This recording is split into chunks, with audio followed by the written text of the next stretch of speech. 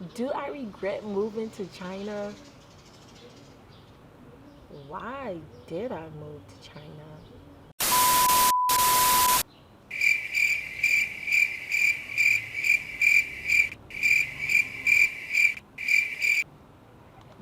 No. Thank you for tuning in, and we are here today to talk about why I decided to move to China.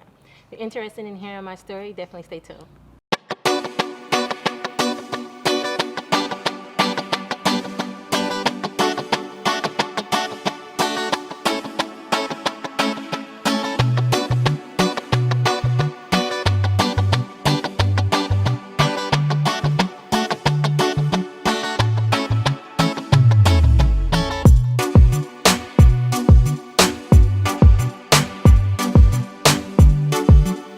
So let me start off saying that moving to China was never a plan. I never just sat down and was like, oh yeah, I'm going to move to China. That was never on the list. But what happened was it was a chain of events that led me to actually going to China. After just sitting back and just evaluating what I wanted in my life, one of the main things that I always enjoyed doing with my life was volunteering. I always made it a point to try to volunteer at least once a year, mainly on Thanksgiving or Christmas. But this time around, I wanted to kind of take it a little bit further and go outside the country and do volunteer work. So I started my research and I looked up organizations that allow opportunities to volunteer. In my research, I found a great deal of companies that offer volunteer opportunities. So while I was doing my research, I came across the Peace Corps.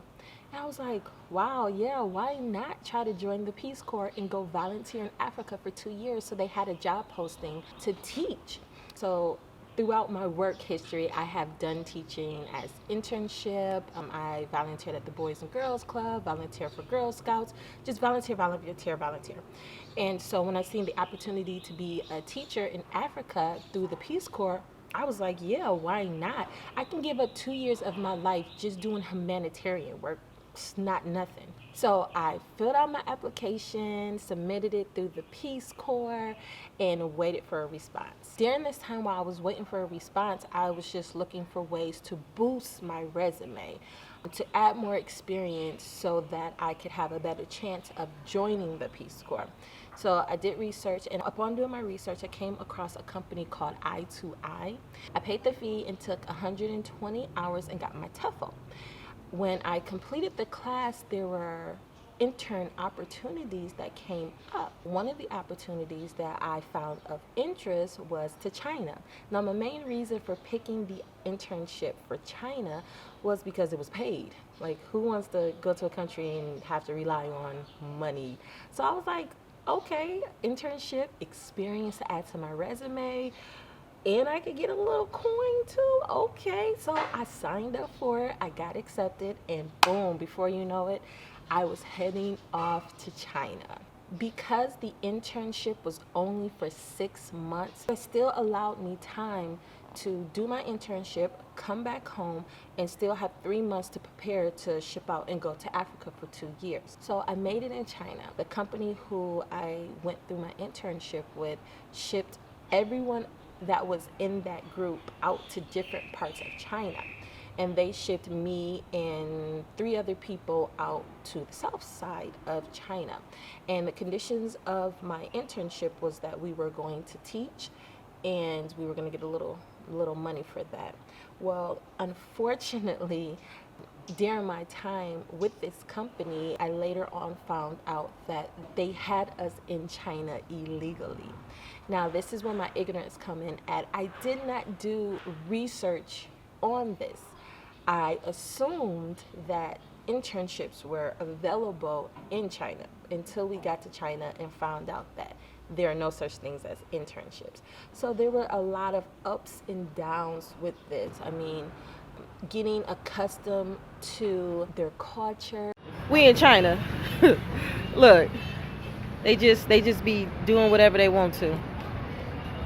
Matter of fact, let me get a better look at this. Let me get a better look at this. Look at this. Look at this. Look at this. They drunk. Is they drunk? What is they doing? Just all in a row. Look, can't even get through. They're getting accustomed to being around people who just don't speak English.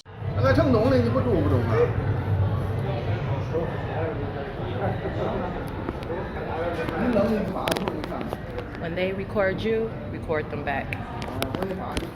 Trying to learn the language, the barriers of learning the language, and then, being around people who are from different countries and dealing with different personalities. So yeah, there were high highs and very low lows. And then you throw on top of that being in China illegally through a company who told us false information. It was just a rocky roller coaster. So I broke my contract. I left the southern part of China and moved more towards like the middle part of China. I ventured off and had the opportunity to start a business. In between this process, I departed from China and went back to the United States to get the correct visa. Me planning on going to Peace Corps kind of went out the door, and I'm more so focused on my business side of things versus the volunteer side of things. And yeah, granted, that was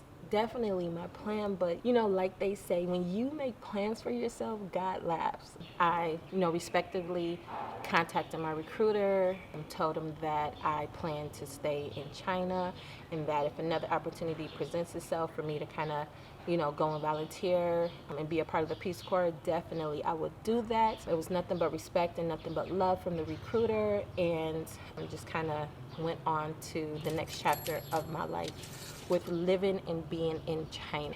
If you want to know my experience of actually living in China, definitely click the video, stay tuned. Would I advise anyone to move to China?